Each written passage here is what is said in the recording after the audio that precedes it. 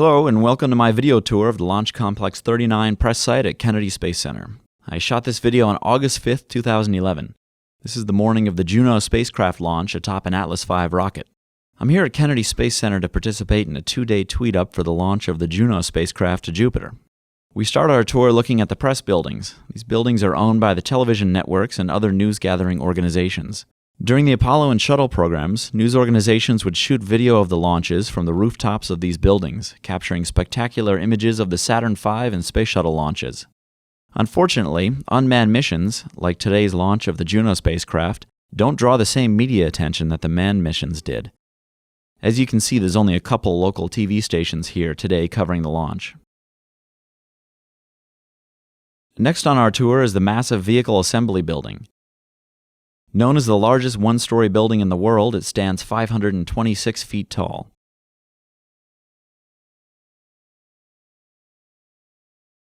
It was built to vertically assemble the 363-foot-tall Saturn V rocket and was also used to vertically attach the Space Shuttle to the external fuel tank and the solid rocket boosters. The fully assembled Saturn V rockets and space shuttles would be moved vertically on a mobile launch platform by the crawler to Launch Pad 39A or 39B. The volume of the VAB is equal to almost 4 Empire State Buildings.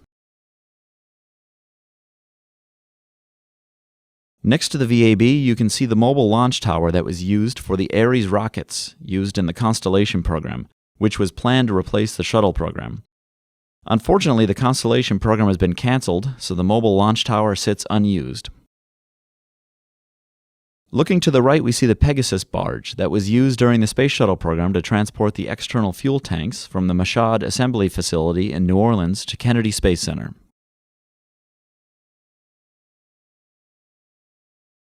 Next on the tour is the famous countdown clock. In the year 2000, the clock and flagpole were added to the U.S. National Register of Historic Places.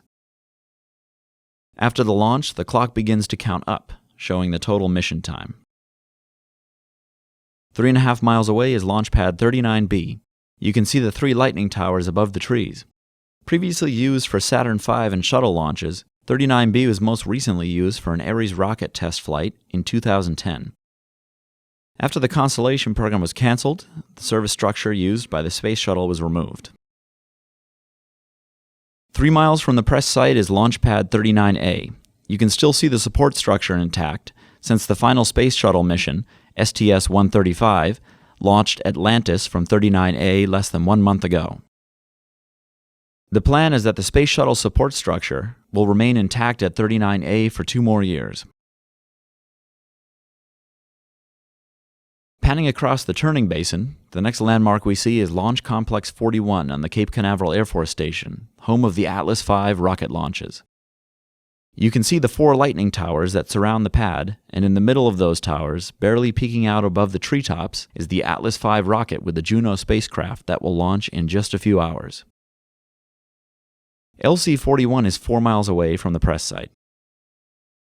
After a quick shot of some of the viewing bleachers, we finally come to my home for the past day and a half, the TweetUp Tent.